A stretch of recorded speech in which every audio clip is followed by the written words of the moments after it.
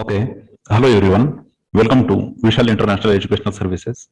Here, we are going to discuss about the botany national subject. If you have any query, this is our mobile number. You can directly WhatsApp us or Telegram us on this particular mobile number. Now, let us come to the main topic. As you have seen on the thumbnail, that why you should never take coaching for a botany optional. This is our today's topic. Okay, क्योंकि ये जो topic है ये बहुत important है और बहुत से स्टूडेंट इसमें कंफ्यूज हो जाते हैं कि हमें बॉटनी ऑप्शनल के लिए कोचिंग करनी चाहिए या फिर नहीं करनी चाहिए. Now in this lecture we will study about the 5 reasons why you should never take the coaching for botany optional. Okay, and you should not waste your money on the botany optional coachings.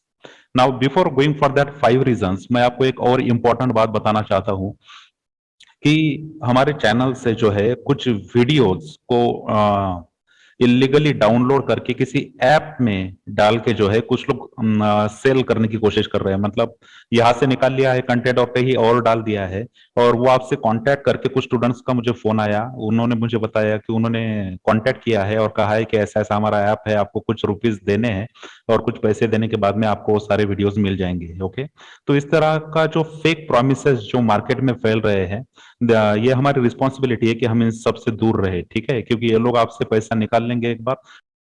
जो कुछ वो offer कर रहे हैं वो बहुत ही illegal वे से offer करने की कोशिश की जा रही है. हमारे जो सारे वीडियोस है they are only on our YouTube channel. ठीक है, सारे के सारे हमारे यूट्यूब चैनल पे अवेलेबल है और बहुत ही रीजनेबल प्राइस में अवेलेबल है.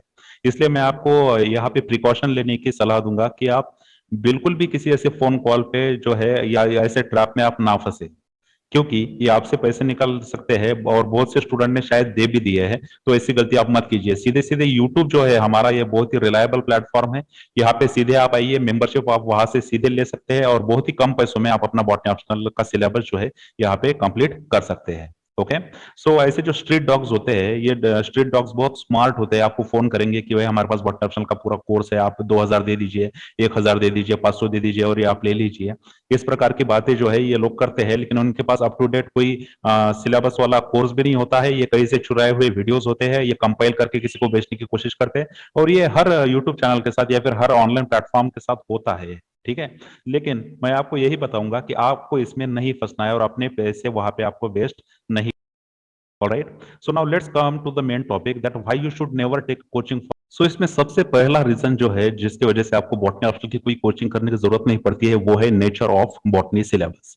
देखिए, उसको हम दो तरीके से देख सकते हैं कि बॉटनी सिलेबस का जो नेचर है वो एक तरफ से आपको बहुत ही इजी दिखता है और दूसरी तरफ से ऐसा लगता है कि ये बहुत ही ज्यादा हाई लेवल का हार्ड सिलेबस है. इजी सिलेबस में अगर आप देखोगे तो प्लांट रिसोर्स डेवलपमेंट का अगर आप चैप्टर देखोगे तो इस चैप्टर में आपको बस इंफॉर्मेशन ही गैदर करनी है. पूरा का पूरा जो चैप्टर है वो बस इंफॉर्मेशन बेस है. तो इंफॉर्मेशन निकालने के लिए आपको किसी कोचिंग की जरूरत नहीं पड़ती है. इन दैट केस आप इंटरनेट का सहारा ले सकते हो, यूट्यूब वीडियोस का सहारा ले सकते हो और वहां से आप जो है सारा इंफॉर्मेशन कलेक्ट करके वो पूरा चैप्टर ही कंप्लीट कर सकते हो. Same you can do for the other chapters as well. लेकिन कुछ चैप्टर जो है just like the biostatistics, then the genetics, then the molecular biology, okay, कुछ इस प्रकार के इवोल्यूशन के चैप्टर्स है, कुछ कुछ इवोल्यूशन का पोर्शन है, सॉरी.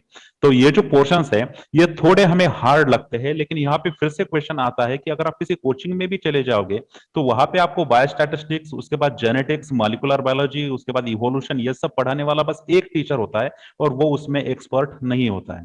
तो इन दैट केस वो वैसे भी आपको सारे जो सब्जेक्ट्स है प्रॉपरली आपको टीच नहीं कर सकता. तो चाहे आप इजी वाला पोर्शन ले लो बॉटनी ऑप्शनल का, वो तो आप खुद ही इंफॉर्मेशन निकाल सकते हो. और हार्ड वाला अगर सिलेबस देखोगे तो फिर भी एक कोचिंग में ये जो सारे जो टॉपिक्स है ये कवर होना बहुत मुश्किल है और हर एक के लिए जो इंडिविजुअल एक्सपर्टाइज लगते हैं वो कोचिंग इंस्टीट्यूशन कभी प्रोवाइड नहीं करते हैं. बेसिकली फंडा आपको पता है कि कोचिंग इंस्टीट्यूट क्या करते हैं कि एक फिक्स प्राइस होता है, वो फिक्स प्राइस वो आपको बोल देते हैं और वहां पे एक या फिर दो टीचर आपको लगा देते हैं और उनका भी एजुकेशनल क्वालिफिकेशन कुछ खास नहीं होता है. कुछ वो कहीं वो बायोस्टैटिस्टिक्स में एक्सपर्ट है या फिर वो जेनेटिक्स में एक्सपर्ट है, ऐसा बहुत ही रेयर होता है. ठीक है, तो ये दोनों केसेस में आपको बॉटनी कोचिंग जो है अवॉइड करनी चाहिए और इजी इजी वाला जो पोर्शन है वो सब आप पहले खुद कंप्लीट कर लीजिए और हार्ड वाले पोर्शन के लिए जो है आप ऑनलाइन ऑप्शन या फिर कोई बहुत ही एक्सपर्ट प्रोफेसर के पास जाके आप उसका कोचिंग पूरा कर सकते हैं. लेकिन ये बहुत ही स्टुपिडियस होगा अगर आप 10 के 10 चैप्टर के लिए कहीं कोचिंग के लिए जा रहे हो और वो आपको हेवी अमाउंट उसके लिए पूछ रहे हैं. ठीक है, आपसे कह रहे हैं कि आपको हेवी अमाउंट देना पड़ेगा तभी जाके आपको जो है वो 10 के 10 चैप्टर्स कवर करने को मिलेंगे, राइट. तो नेचर वाइज अगर देखें बॉटनी सिलेबस का, तो मैक्सिमम पोर्शन बहुत इजी है, जो थोड़ा बहुत हार्ड पोर्शन है उसी के लिए आपको थोड़ा ज्यादा हार्ड वर्क करना पड़ता है। Okay, now the second reason that it is your graduation subject. आप जानते हो कि अगर आप यूपीएससी कर रहे हो बॉटनी ऑप्शनल लेके, तो मैक्सिमली ये पॉसिबल है कि ये आपका ग्रेजुएशन का ही सिलेबस होगा। ये जो बॉटनी ऑप्शनल आपने लिया है ये आपकी ग्रेजुएशन का सब्जेक्ट है, और जो सिलेबस है हमें बॉटनी ऑप्शनल पढ़ने के लिए यूपीएससी मेंस में, वो ग्रेजुएशन लेवल का ही है, उसके आगे नहीं है। ऑनर्स ग्रेजुएशन का लेवल है, और ये जो ऑनर्स ग्रेजुएशन का लेवल है वो आप पहले से ही पढ़ चुके हो 3 सालों तक।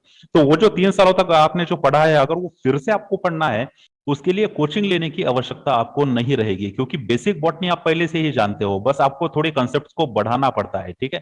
आपको बस कंसेप्ट को इलेबोरेट करना पड़ता है, थोड़ा सा और एक्सटेंड करना पड़ता है, जिसकी वजह से आपका आंसर अट्रैक्टिव हो जाए। तो अगर ये आपका ग्रेजुएशन का सब्जेक्ट है, तो फिर ये तो बहुत ही ईजी आपके लिए रहेगा यूपीएससी मेंस में भी, क्योंकि आप पहले से ही सिलेबस कवर कर चुके हो, और दिस टाइम आपको बस रिवीजन और उसके बाद कंटिन्यूसली रिवीजन उस पर करते रहना है, और इसकी वजह से आपको किसी भी कोचिंग की आवश्यकता यहाँ पे नहीं पड़ेगी। जो थर्ड रीजन है इसके पीछे का, वो ये है कि ये कमर्शलाइजेशन हो चुका है एजुकेशन का। जैसे आप सब लोग ही जानते हो कि हर जगह एजुकेशनल इंस्टीट्यूट में आप कहीं पे भी जाओ, तो आपको कभी भी ऐसा नहीं मिलेगा कि बहुत ही कम फीस में उन्होंने बहुत ही अच्छा कोर्स रखा है, ऐसा कभी नहीं होता है।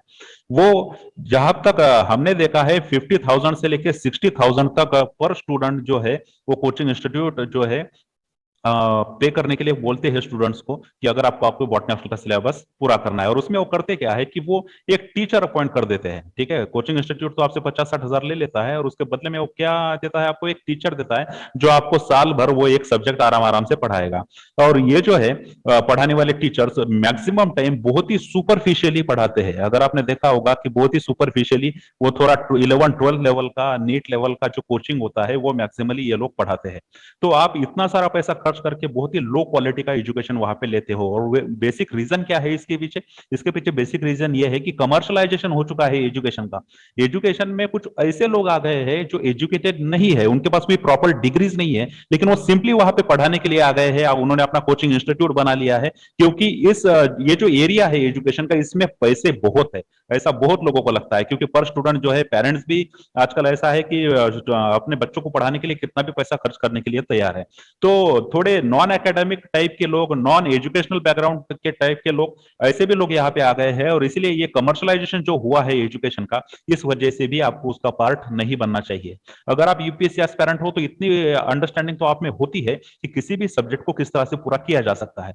तो इस कमर्शलाइजेशन में आपको नहीं फंसना चाहिए। मैक्सिमम फीस ये लोग आपसे एक्वायर कर लेंगे, और बदले में जो एजुकेशन होगा वो बहुत ही लो क्वालिटी का होगा।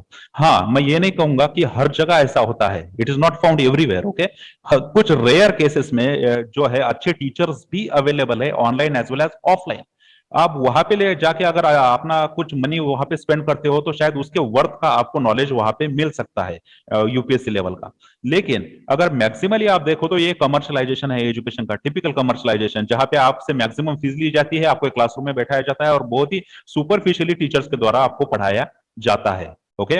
Now the fourth reason is that the multi experts are required to complete the botany optional syllabus. जैसे मैंने कहा कि हमारे बॉटनी ऑप्शनल में सबसे पहले तो आपको टिपिकल बॉटनी, जैसे फेनेरोगैम्स, उसके बाद क्रिप्टोगैम्स, उसके बाद आपको पढ़ना है सेल बायोलॉजी यानी साइटोलॉजी, राइट। उसके बाद आपको पढ़ना है जेनेटिक्स, उसके बाद आपको पढ़ना है मॉलिक्यूलर बायोलॉजी, उसके बाद आपको पढ़ना है बायोस्टैटिस्टिक्स, राइट। उसके बाद आपको पढ़ना है इवोल्यूशन, उसके बाद आपको पढ़ना है इकोलॉजी। तो ये जो सारे जो सब्जेक्ट्स है, जो सब टॉपिक्स है, जो पूरे बॉटनी में आते हैं, तो हर एक के लिए मल्टी एक एक्सपर्ट होना जरूरी है, जो आपको यूपीएससी लेवल का टीचिंग वहां पे करे। लेकिन ये जो मल्टी एक्सपर्ट्स होते हैं, ये किसी भी कोचिंग इंस्टीट्यूट में आपको नहीं मिलते हैं। किसी भी कोचिंग इंस्टीट्यूट में आप जाओ, एक या फिर दो टीचर जो होंगे, वो बॉटनी के लिए वहां पे पढ़ाने के लिए होंगे, और वो कुछ प्रॉमिस भी अगर करते हैं, तो वो थोड़ा तो गेस्ट टीचर्स कहते हैं उनको, कि वो गेस्ट के तौर पे आएंगे, 2 महीने के बाद आएंगे और 2 लेक्चर लेंगे, और फिर उनका हो गया, 2 ही लेक्चर में वो जेनेटिक्स भी खत्म कर देंगे। ऐसी ऐसी बातें की जाती है। लेकिन मल्टी एक्सपर्ट जो लगते हैं बॉटनी ऑप्शनल को पूरा करने के लिए, वो मल्टी एक्सपर्ट आपको किसी भी कोचिंग में नहीं मिलेंगे, और आपके जो मनी है मेजोरिटी ऑफ द टाइम वहां पे क्या होगा, वेस्ट होगा। तो मल्टी एक्सपर्ट तो रिक्वायर्ड है ही बॉटनी ऑप्शनल को कंप्लीट करने के लिए। लेकिन अगर इस मल्टी एक्सपर्ट के चक्कर में आप किसी कोचिंग इंस्टीट्यूट में चले जाओगे, तो पहला क्वेश्चन बहुत जरूरी है कि आप ये उनसे पूछे कि आपका जेनेटिक्स, मॉलिक्यूलर बायोलॉजी, फेनोग्राम्स, क्रिप्टोग्राम्स, इनको पढ़ाने के लिए कौन कौन से अलग टीचर्स है, या फिर उनका एजुकेशनल बैकग्राउंड क्या है, या फिर कहीं ऐसा तो नहीं है कि वो बस सिंपली कुछ पहले दिन कुछ पढ़ के दूसरे दिन आपको पढ़ा दे रहे हैं बोर्ड पे। इस प्रकार का जो है वहां पे आपको एक सिनारियो देखना पड़ेगा, और अगर आपको सेटिस्फैक्टरी लगता है कि वहां पे अच्छे एक्सपर्ट्स है हर सब टॉपिक के लिए, तो ही आपको उसको ज्वाइन करना चाहिए, और इन एनी अदर केस आपको उसको अवॉइड करना चाहिए। ठीक है, तो मल्टी एक्सपर्ट का सिलेबस है हमारा जो बॉटनी ऑप्शनल का है, उसमें बहुत सारे सब सब्जेक्ट्स आते हैं, और उन सब सब्जेक्ट्स के लिए मल्टी एक्सपर्ट का होना जरूरी है।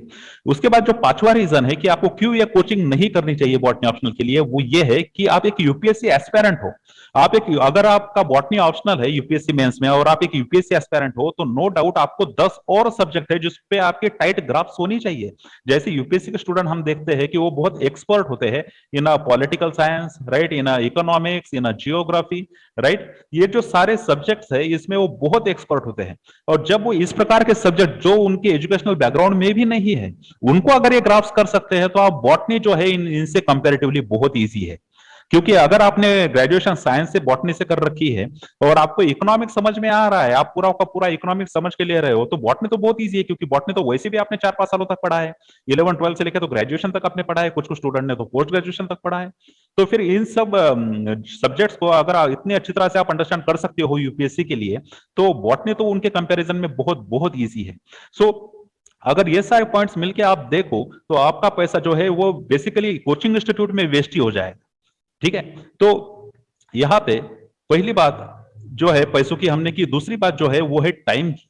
जो टाइम पीरियड जो वो लेते हैं हमारा, कि किसी क्वेश्चन पे आपको 2 घंटे का लेक्चर वहां पे रखा है, तो आपके नियरली वहां पे 3 घंटे, मतलब आने जाने का पूरा पकड़ के वहां पे 3 घंटे आपको चले जाते हैं इस एक जगह पे। तो वही टाइम अगर आप अपना घर पे बैठ के लाइक प्रॉपर यूपीएससी एस्पिरेंट के तौर पे अगर आप अपना बॉटनी सिलेबस कवर कर लेते हो, तो बहुत ज्यादा टाइम और पैसा आपका बच जाएगा।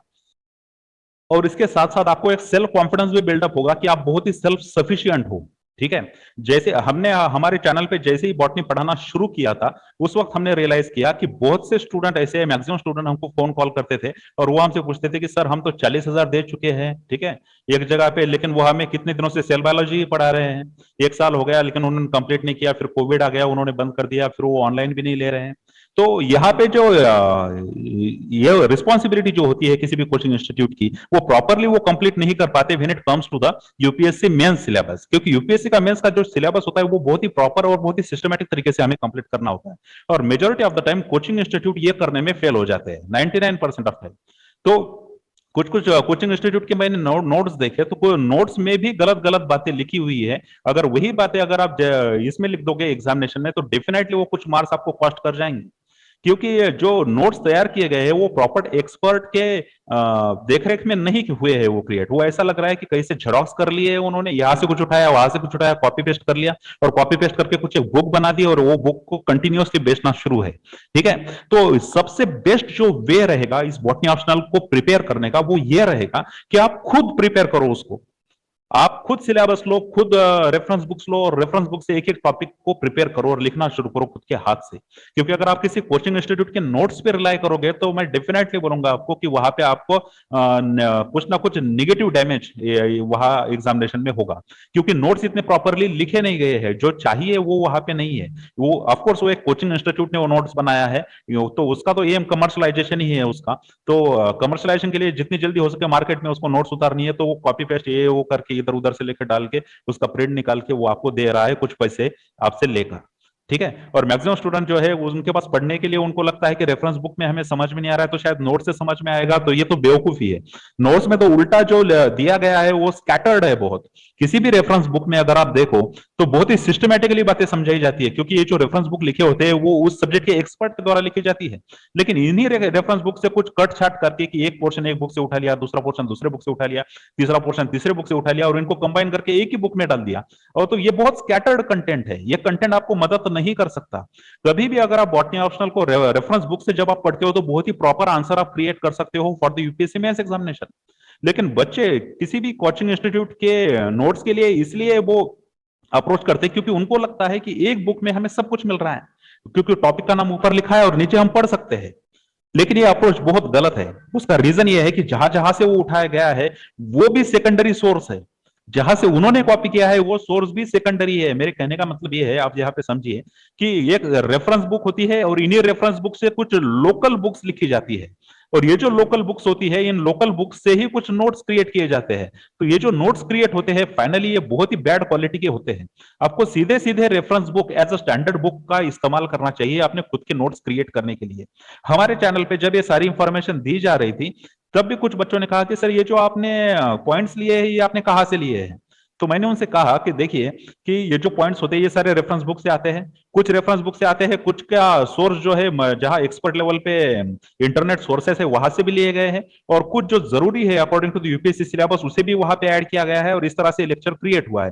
फिर भी बच्चे पूछते हैं सर अगर हम प्रॉपरली एक बुक ही खरीद ले तो, मतलब फॉर एग्जाम्पल अगर आप एक जेनेटिक्स की बुक खरीद ले तो, उसके बाद आप सेल बायोलॉजी की बुक खरीद लो, फिर आप एक इवोल्यूशन की बुक खरीद लो, तो आपके पास ऐसी मैक्सिमम बहुत सारी बुक्स हो जाएंगे और उसमें आप कंफ्यूज हो जाओगे। आपको लगेगा कि जितना जीएस पढ़ना है तो उतना तो इक्विवेलेंट में आपको वो ऑप्शनल ही दिखेगा, लेकिन ऐसा है नहीं। इसका प्रॉपर जो वे है करने का वो ये है कि आप एक लाइब्रेरी ज्वाइन कर लो। आप एक लाइब्रेरी में जाओ, आपके किसी भी लोकल यूनिवर्सिटी, आप जहां पे भी रहते हो, अगर वहां पे यूनिवर्सिटी है या फिर कोई लोकल लाइब्रेरी है, तो वह कॉलेज की लाइब्रेरी आई मीन, वहां पे जाइए, आपको सारे रेफरेंस बुक एक ही जगह मिल जाएंगे और आपको उसको खरीदने की जरूरत है नहीं। आप वहां पे टेबल कुर्सी चेयर लेके बैठ जाइए और बैठने के बाद में सारा कंटेंट एनालाइज कर लीजिए और एनालाइज करके अपनी प्रॉपर नोट्स बना लीजिए।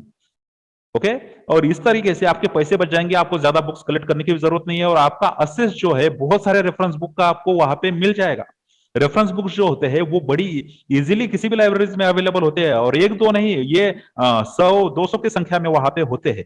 तो इसीलिए आपको इसी प्रॉपर अप्रोच से हमेशा जाना चाहिए। तो पहली बात तो आपने पहले पैसे किसी भी कोचिंग इंस्टीट्यूट पे वेस्ट नहीं करने हैं। दूसरी बात, आपने टाइम वेस्ट नहीं करना है। तीसरी बात, इवन बुक्स पे भी आपने पैसे वेस्ट नहीं करने हैं। आपको सीधा सीधा किसी लाइब्रेरी में जाना है और लाइब्रेरी में जाने के बाद आपको ये सारा कुछ कंटेंट एक ही जगह पे मिल जाएगा। आपको बस अपनी खुद की नोट्स वहां पे बनानी है। ओके, तो अगर आपको लग रहा है कि ये कोचिंग इंस्टीट्यूट में जाकर थोड़ा सा सेल्फ कॉन्फिडेंस आपका बढ़ जाता है, तो थोड़ा सा आप ट्राई कीजिए कि अगर आप कोचिंग कर चुके हैं बॉटनी ऑप्शनल की और आपको लगता है कि मैं जो है बॉटनी ऑप्शनल का पेपर यूपीएससी मेंस में आराम से लिख सकता हूँ, ठीक है, तो थोड़ा सा खुद को एनालाइज करके देखिए कि अगर आपके पास एक 2021 का कोई भी क्वेश्चन उठा लीजिए और आंसर लिखना शुरू कीजिए कि आप लिख सकते हो कि नहीं लिख सकते हो। अगर आप लिख नहीं पा रहे पूरा कोचिंग लेने के बाद में भी, तो आप समझ जाना कि बहुत ही सुपरफिशियल नॉलेज आपको वहां पे बताया गया है, ठीक है। तो आप खुद को भी वहां पे एनालाइज कर सकते हैं कि जो कुछ मैंने कोचिंग किया है वो प्रॉपरली मेरा हुआ है कि नहीं हुआ है, राइट, और कितने पैसे वेस्ट हुए, कितना टाइम वेस्ट हुआ है, ये सब कुछ बातें आपको कंसिडर करनी पड़ेगी, ठीक है। इसकी वजह से आपका पैसा प्लस टाइम सब कुछ बचेगा। ओके, तो ये 5 रीजन है, थोड़ा इस पे सोचिएगा जरूर। ओके, और जैसे मैंने लेक्चर के स्टार्टिंग में कहा कि कुछ स्ट्रीट डॉग्स है जो आपको कुछ कोर्स देने के बहाने आपसे पैसे लेना चाहते हैं, तो वही ऐसी जगहों से भी आप बहुत बच के रहिए, मैं आपको सलाह दूंगा। क्योंकि जैसे हमने बॉटनी ऑप्शनल चैनल क्रिएट किया है, तो यहाँ पे ये इनडायरेक्टली ये हम पे रिस्पॉन्सिबिलिटी आ जाती है कि कुछ बच्चे अगर फंस जाते हैं कहीं पे हमारे कोर्स की वजह से, तो वो बच्चे हमसे कंप्लेंट करते हैं कि सर देखिए ये ऐसा ऐसा हुआ है, तो ये क्यों हुआ है, ठीक है। तो लेकिन हमें ऐसा लगता है कि यहाँ से हम कुछ नहीं कर सकते, ठीक है। आपको कोई अगर फोन कर रहा है, आपको कोई मैसेज कर रहा है, तो अगर आपका ये रिस्पॉन्सिबिलिटी बनता है कि उसमें ना फंसे आप, ठीक है। हम पर्सनली बॉटनी ऑप्शनल वाले कभी भी आपको फोन नहीं करते, कभी भी आपको मैसेज नहीं करते। हमारे पास 2 ही कॉन्टेक्ट पॉइंट है। पहला, आप यूट्यूब पे आके सब कुछ हमारा देख सकते हो, और दूसरी बात, आप टेलीग्राम चैनल जो है हमारा, टेलीग्राम चैनल जो बॉटनी ऑप्शनल फॉर यूपीएससी के नाम से, नियरली 8000 सब्सक्राइबर्स है वहां पे।